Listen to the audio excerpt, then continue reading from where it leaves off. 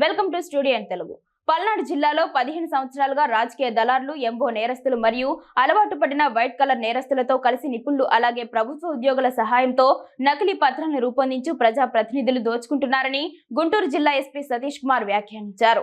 గుంటూరులోని ఎస్పీ కార్యాలయంలో విలేకరుల సమావేశం నిర్వహించారు. ఈ సందర్భంగా ఎస్పీ సతీష్ కుమార్ మాట్లాడారు. ఈ కార్యక్రమంలో ముందుగా అష్టలక్ష్ములను ఆహ్వానించి పిల్లలకు బ్రాహ్మణులచే భోగి పండ్ల ఆశీర్వచనం శాస్త్రోక్తంగా చేపట్టడం జరిగింది.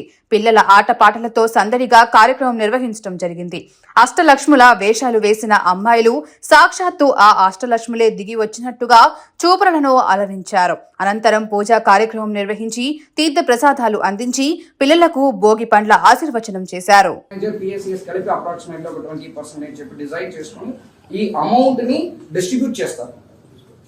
దీనిట్లో ఈ ధైర్యం ఎక్కడి నుంచి వస్తుంది, ఎలాగ చేయగలుగుతున్నారంటే చివరికి ఈ ఫార్మర్ లోన్ అనేది వేవ్ అయిపోతాయి. సో ఫార్మర్ లోను సమ్ టైమ్స్ తర్వాత ఫార్మర్ లోన్ వేవ్ చేసేస్తారు కాబట్టి ఇది మళ్ళీ దీని గురించిన ఇష్యూ రావడానికి నా స్కోప్ తక్కువైన ధైర్యంతో పాటు ఇది ధైర్యంగా చేసుకుంటారు.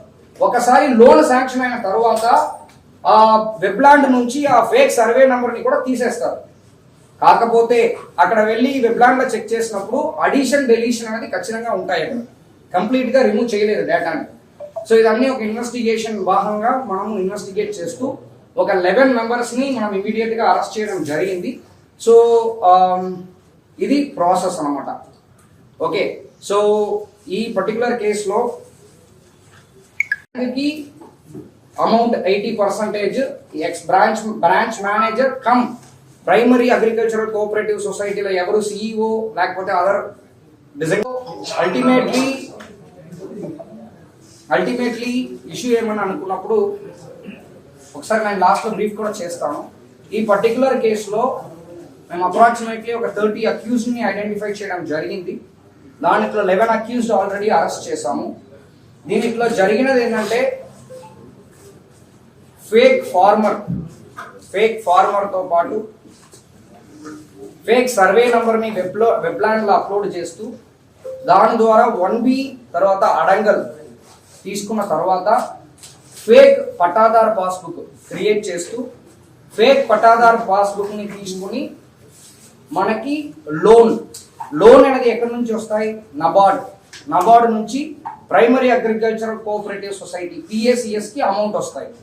PACS వాళ్ళు అమౌంట్ని GDCC బ్యాంక్ ద్వారా డిస్ట్రిబ్యూట్ చేస్తారు. సో ఒక ఫార్మర్కి లోను GDCC బ్యాంక్ నుంచి డిస్ట్రిబ్యూట్ అవ్వాలి. ఇది ప్రాసెస్. దీనిట్లో ఫార్మర్ ఐడెంటిఫికేషన్ అనేది ఇంపార్టెంట్.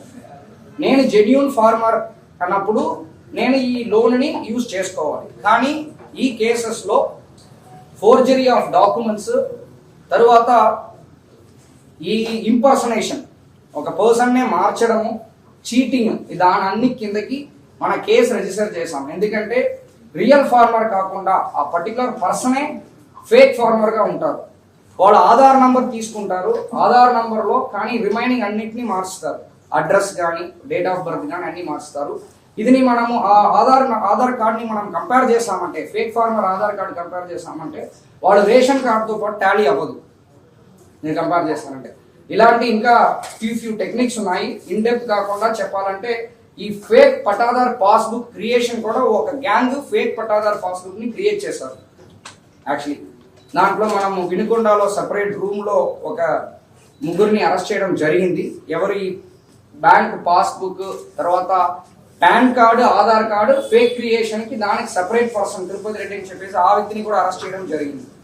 సో దీనిలో ఉన్న రోల్ మీరు చూసారంటే ఫస్ట్ ఫేక్ ఫార్మర్ని ఐడెంటిఫై చేస్తూ వాళ్ళకి ఫస్ట్ వెబ్లాండ్ లో ఫేక్ సర్వే నెంబర్ క్రియేట్ చేస్తూ 1B అడంగల్ క్రియేట్ చేస్తూ అక్కడ నుంచి ఫేక్ పట్టాదార్ పాస్బుక్, అక్కడ నుంచి మన బ్యాంక్ లో లోన్ ని క్రెడిట్ చేస్తూ ఏమి చేస్తారు, branch manager GDCC branch manager ఎవరు ఉన్నారో వాళ్ళే ప్రాసెస్ ని ఫాలో అవ్వకుండా డైరెక్ట్ గా అమౌంట్ ని ఎవరికి ఇస్తారు, ఆ ఫేక్ ఫార్మర్ కి ఇస్తారు.